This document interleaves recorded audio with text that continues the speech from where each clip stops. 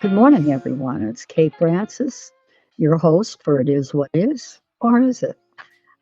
As always, welcome back wherever you're tuning in from. Glad to have you. Uh, it's already 2025. Do you believe that? And here we are. Do you feel different? You know what? I really don't feel different. Um, you probably not, except for the concern that we might have about what we might be dealing with this year, because every year brings new challenges. So here's what's been happening for me: clients, acquaintances, and even close friends. They have seemed worried and they've been talking about it. And they said, I feel like for this year, it's more unknown. And that word keeps coming up and up. So, of course, the title of our podcast is How Do You Handle the Unknown? And you've been handling it for years, anyhow. But we don't always recognize that, or we don't label it. But before we get into any of that, I'd like us all to just take a quiet moment, a silent moment, me included, and let's say a small prayer for the firefighters and for all those in California who have lost their homes and the horrificness of the devastation. Let's just take quiet. You can say whatever you want to say in your own way, but we'll just take a minute.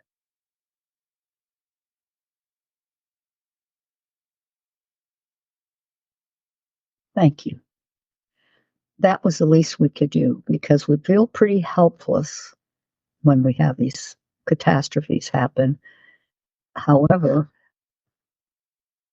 prayer, good thoughts, contributions, whatever you do, that's something that we can do to support them. And gosh knows they need our support. So, you know what those fires really brought up in my mind? It took me back to 1992. Don't do the math, it's not important. And that was when Vice President Al Gore, ran for the US presidency. His platform was primarily focused on the environment and climate change. When the final votes were counted, it was announced that Al Gore had won the election. However, a recount was requested, and Al Gore was no longer going to be president. We were going to have President George Bush Jr. To the credit of the vice president, he did not challenge this overturn at all. Instead, he congratulated President Bush and offered all of his support. I mention this because many of you are too young to even remember this election. And it's an important part of our history because someone, Al Gore for only one person, he and scientists were out there screaming, pay attention about our climate and how it's changing. And we need to tackle it. And this is what they were saying.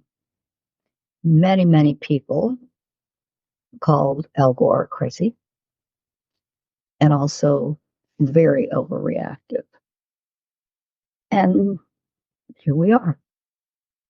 They turned their backs, and as we're witnessing, the outcome of those in power at that time not taking it seriously, but yet we have repeatedly seen that those in power are often too greedy and do not make the wisest decisions if it doesn't enhance them in some beneficial way or meet their agenda. So there's still people out there saying, it's not climate control. But we do know the climate has changed. We do know that. That's been proven over and over again. I don't want to get into the political part of it, who believes what or doesn't believe what, or what the commentary is on it. That's not as important as recognizing that we're going to see changes and they will get worse, and not all become I think there's a bigger plan. I do. And so some of these things may not be as shocking to me as they might be to some of you. But regardless, they're devastating. And so when we talk about the unknown, which those people in those homes had no idea what they were going to face the next day. If you think about it, the unknown, every day is unknown until you reach that day. And that's why I always recommend you live in the present, because it is unknown. So if you want to lessen your stress levels and your fear of who we are or other fears and worries that you may be having going into this new year, we must take ourselves seriously and make a conscious choice as to how we want to live our lives day to day and how we want to handle the unknown. I listen and work with so many individuals who by nature are worriers or they're fearful of what they can't control. Now, we've talked a lot off and on in different podcasts about we really only control our behavior. We can't control another person's. We can only control how we react to them. And we've talked about not really having much control. And when it comes to these big issues, infrastructure, whatever we need in our country to have happen, we don't have control, except we vote. And that doesn't guarantee anything anyhow. So I'm not putting down voting. In fact, if you didn't vote, don't talk to me about your thoughts and your opinions about it, because that doesn't go to fly with me. So what I did is I thought about it and I thought, well, I'm going to give you some examples of how you may discover what can cause this unnecessary fear, worry, negativity, and or stress. Okay? This is the sort of thing that you can get caught in very easily, or already are in, or maybe have been for a lifetime. I don't know. So the first thing, check your overall attitude. Bad attitudes are harmful and they limit long-term self-satisfaction. Number 2, how you perceive the world and the people in it. If your perception is mostly negative and it's not mostly positive, you're going to experience negative feelings about most things and most people and yourself most of the time. Ask yourself if you want to live that day to day. 3, if you are judgmental and envious of others, that is a clear indicator of how low your self-esteem is. It makes you feel so bad that you will blame others rather than work on yourself to make those positive changes. 4, you carry grudges. Carrying a grudge only hurts you. It limits your ability to have healthy and loving relationships. And one of the major things it puts in your way is forgiveness, so that you don't know how to forgive yourself or others. And that is such an important aspect of being able to do. Not just forgive someone else, but forgive yourself so that you can like yourself. You can't give what you don't feel. And if you don't like yourself, I don't think you're going to like much of anything else. Number 5, if you feel that your opinion is correct and other views are not worthy or as worthy as yours, that's another sure indicator of just how unaware you are of how you present yourself to others. You have no idea. If you're angry and jealous most of the time, it speaks to your deep unhappiness, deep insecurities, and often feelings of depression or anxiety or the like. 7, If you feel sorry for yourself, self-pity allows you to blame others for your issues. My mother had a saying, if I acted a little sad, she'd say, "Oh, are you pitiful Pearl today?" I hated that. But it stopped me in my tracks, I'll tell you that, because I didn't want her to call me that. Number 8, if you're self-absorbed, I'm not gonna use fancy words like narcissistic. We do a whole that's a whole other subject. But there are people, not necessarily all the way narcissistic, maybe never diagnosed that way, but they are self-absorbed. And it's a blaring sign of not embracing others and having little care or compassion for others. It is also a sure and guaranteed way to remain stuck in your negative self. 9, if you cannot look at yourself objectively and recognize your own faults, and we all have some, then you're not willing to make the changes that could improve your life. And that's for you to accept. If you can be that honest with yourself and you don't choose to do it, then accept the consequences and don't blame it on anyone else.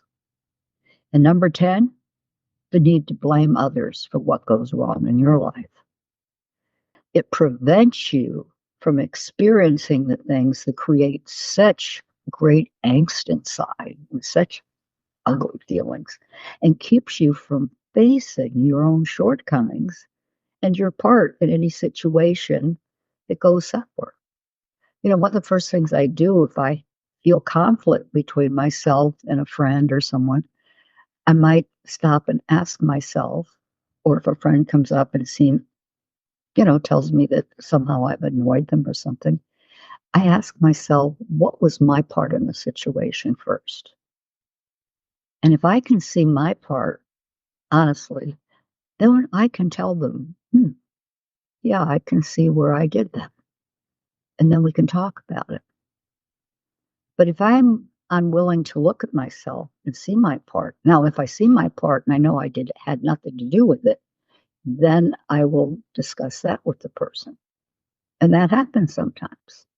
Sometimes I had nothing to do with it. It had nothing to do with me. And I point that out.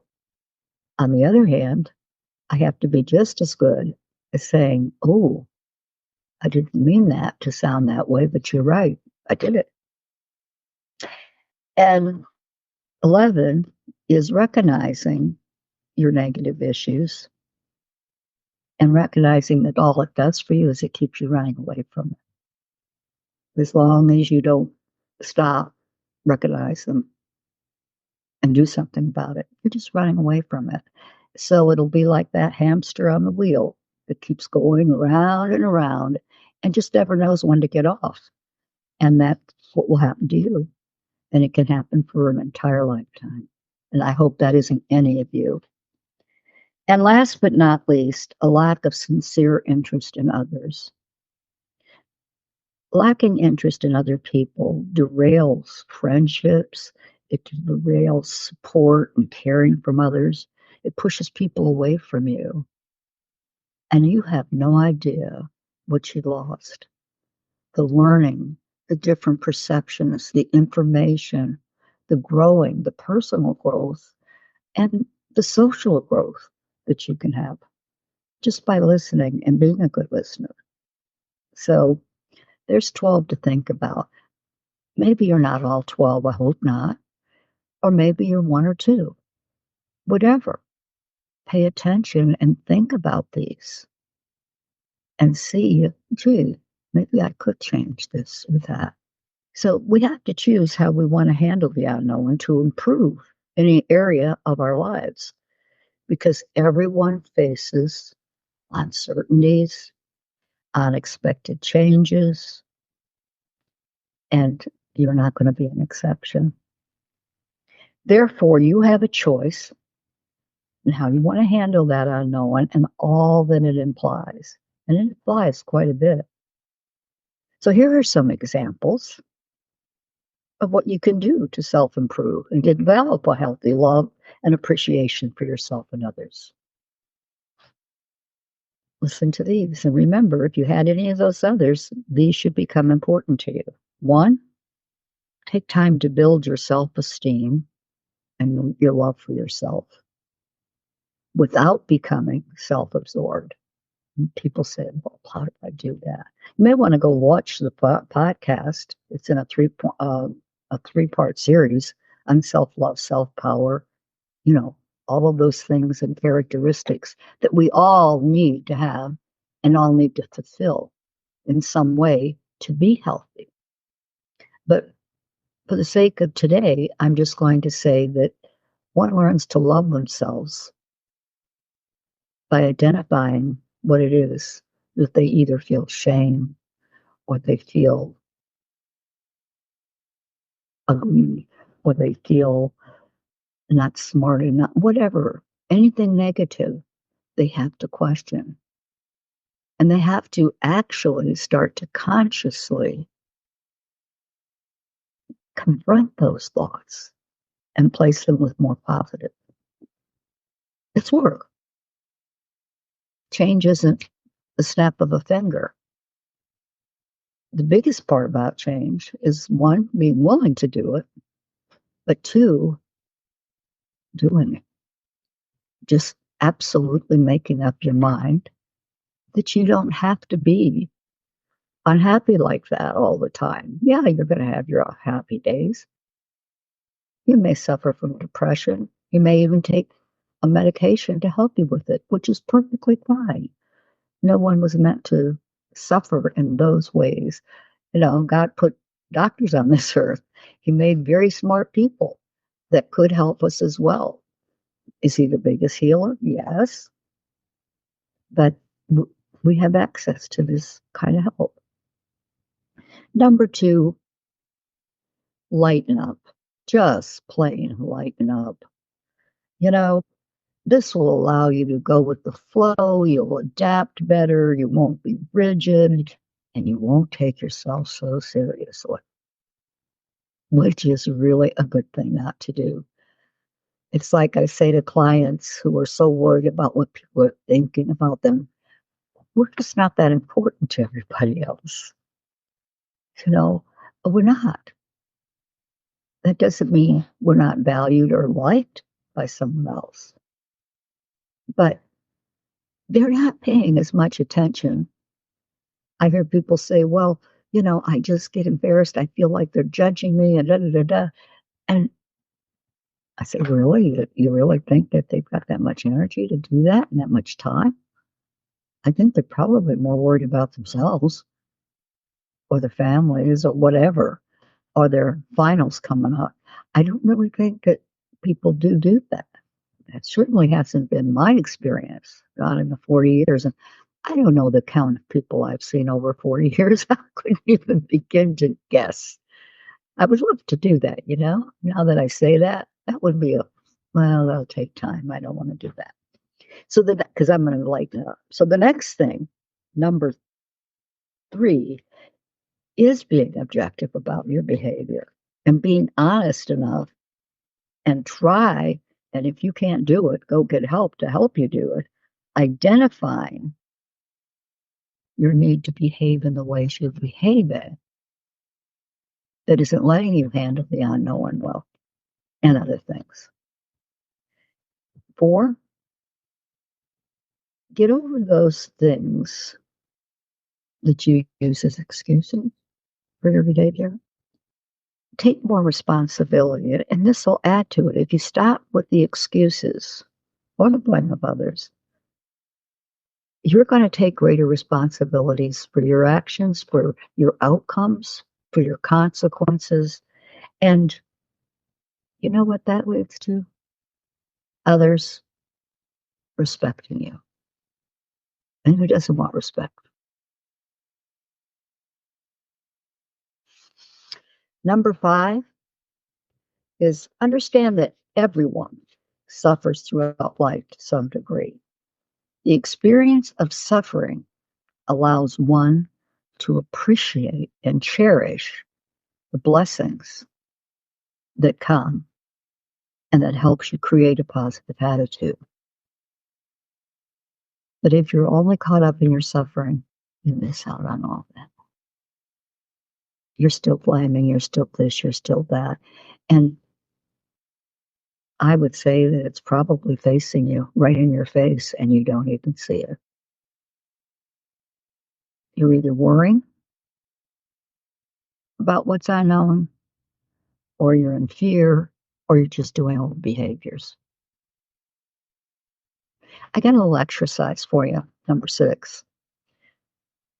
On paper, write down just 5 things you would like to change that are within your control and have to do with your persistent negativity, your persistent attitude or lack of, and your negative behavior. 5 things in your control that address those areas. When you write these down, study them. Keep the piece of paper.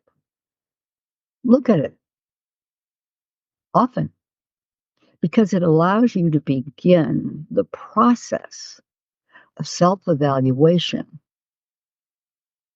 and recognize what exactly needs a positive change. And that's a piece that people don't do enough of. They don't take that time to do that self-evaluation. And usually it's because they're not being honest with themselves, or they're afraid to be objective. That deep, deep down, they don't want to feel any pain. And they've already convinced themselves that it's going to be too painful without even realizing they've convinced themselves. 7, build your self-confidence, which the more you like yourself, the more you open up to other people, value their opinions and their perceptions of things, the more the confidence builds, because you're taking risks in doing what you have been avoiding. You're listening to other opinions and giving them credit. So all of those kind of things build confidence. None of you are going to remember, well, some of you might. I hope I have an older group that watches this, because there was a sex therapist years ago. She's renowned, by the name of Dr. Ruth. And they had her on TV and on radio. And she was quite elderly by the time she was known as this, showpiece, as I want to say. Very funny, but very, very smart. She was a doctor. If you read anything about her, and it's worth reading about her because she had quite a life. Her parents, during the war, put her at the age of 10 all by herself on a train into Switzerland, and they both died in the camp.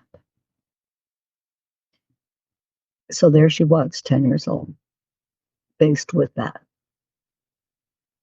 I'm sure that she made her way, obviously. She was highly educated. In fact, in her death, which wasn't that long ago, she died at 90. She died in her late 90s. And she was a clutterer, as her children said when they were cleaning out her apartment, that they had always known this about their mother. They lived growing up with it. And she always, in their books after books, and foundations came in and they donated things to foundations. Her articles were donated for research, and just so many things that people just saw her as that funny sex therapist. But she answered the questions very appropriately and straight on. And she opened the door for people to get a little more relaxed about it and know that, hey, I think it's here to stay. And I think we should know something about it. especially if it's correct information. So you might want to read up on her. She really was an interesting lady. But what I liked is she had a collection of over 100 turtles. Okay. Now she collected all kinds of things, but turtles. And the reason her son said that she loved turtles. Now listen closely and see if you get it. She said they have to stick their neck out to move. Is that not powerful? Could that not apply to all of us? That if we're going to make change and we're going to try to do something, we're going to have to stick our neck out because it isn't easy, but it's not that hard either if you're determined. So, well, before I go into eight, that's another way to build confidence. Stick your neck out, take a risk. If it fails the first time, never give up. And never give up hope. I say that every week to you. Take a risk. Be a turtle. You can always put your neck back in and hide if you have to. And maybe you should move a little slower. Number 9, learn to listen to others. When you learn to be a good listener, what you're really doing is you're learning a lot more about the world you live in versus only counting on your own perceptions or perspectives. And it helps you gain a greater insight into others and gives you a larger lens to look through as you're looking at others around you and how to look at the world larger than what you do. And the learning in listening is amazing. I had to listen to my professors to be able to do what I do today. And some of them were pretty boring, but you hung in there and you did it.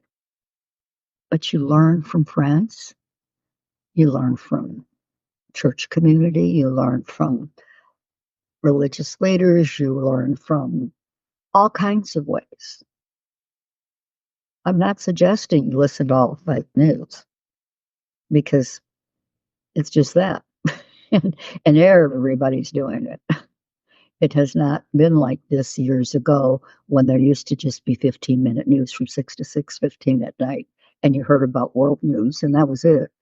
Now, they're blaming people for these fires. Can you imagine pointing fingers and blaming when these people are devastated? What's this blame stuff? It's so easy to put blame, isn't it? I hope you don't do that for your sake because it goes nowhere really.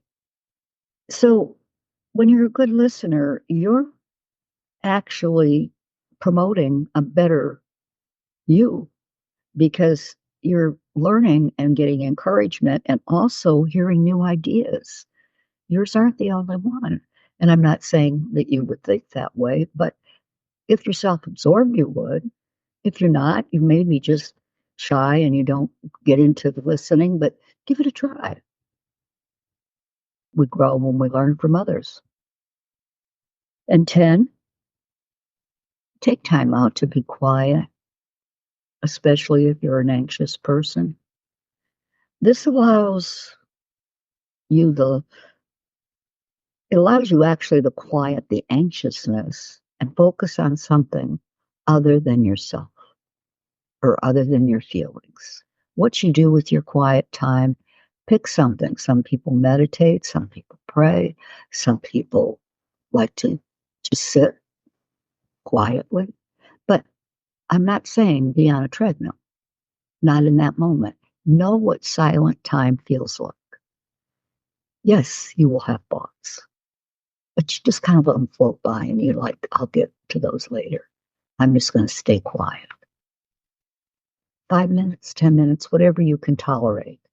But it's amazing what it'll do to your stress level. You will find that your muscles relax. You'll find that even your neck and your shoulders will slump a little bit.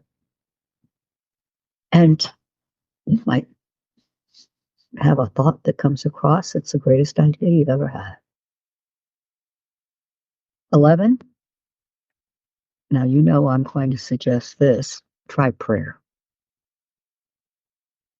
If you are a believer, then you already know that the most powerful, our Savior, is in control and has put you on this earth for a purpose.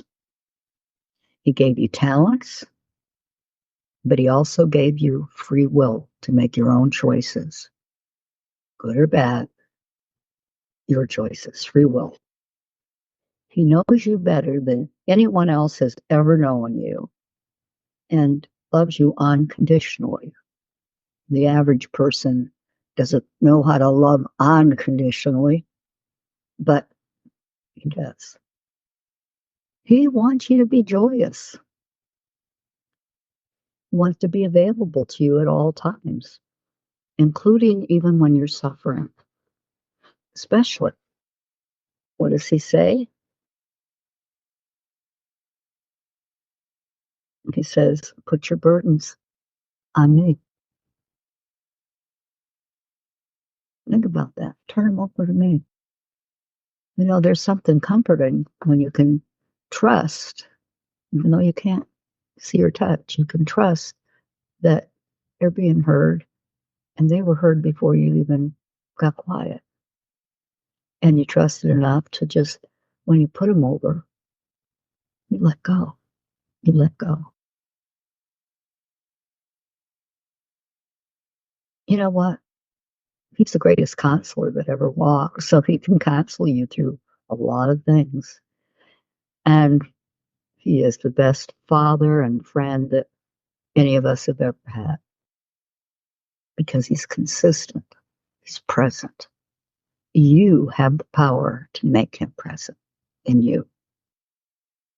Again, he gave you free will, so it's your choice. And last but not least 12. Believe it or not, it's all yours if you choose it. So, in closing, if any of the statements that I listed on the negative side fit, I highly recommend that you find a good, licensed, highly skilled therapist. It's an exciting adventure, an excellent personal education, and an internal journey that offers you, as I said before, unlimited insight and awareness and positive change. And it comes with guidance and support of a trained person. As I discussed with my children once and answered their question, yes, I want you to go to therapy. And no, it's not because I'm a therapist. Because, of course, their question was, oh, we have to go because you're a therapist. So I ended that by letting them know that right away. And I went on to tell them that, hey, if I was willing to invest in your health, those braces weren't cheap. I was willing to invest in your education so that you'd be prepared for the world and that you could earn a good living. Why would I not want to invest in your emotional health, your emotional well-being, and the ability to identify things so you knew what to let go of from the past and you didn't have to blame others, and that you could find your way in a much, much more positive way. So, yeah, I think it should be part of an education. I think by high school or first year college, I think everybody should have at least 1 year of it. I think it opens doors that you never knew that you had and talents that you maybe didn't know you had. But again, I know that a lot of people avoid it, and I hope maybe understanding and what I talked about last week about how to find someone good, um, that you may want to take a shot at it and not avoid it.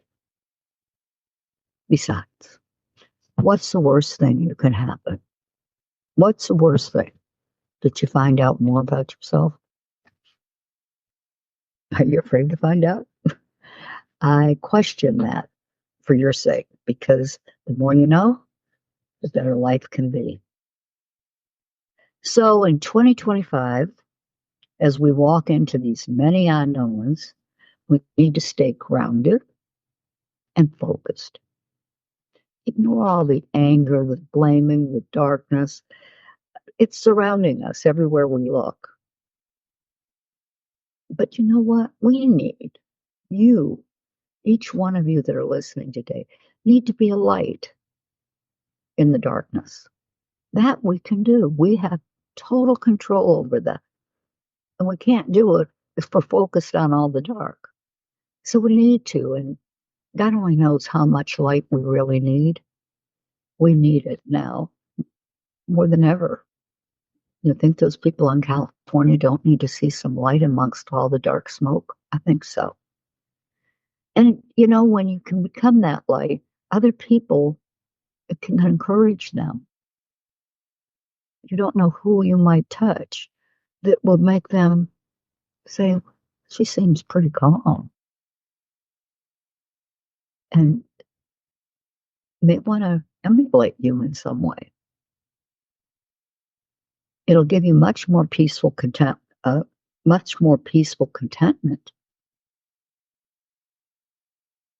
and so much less worry.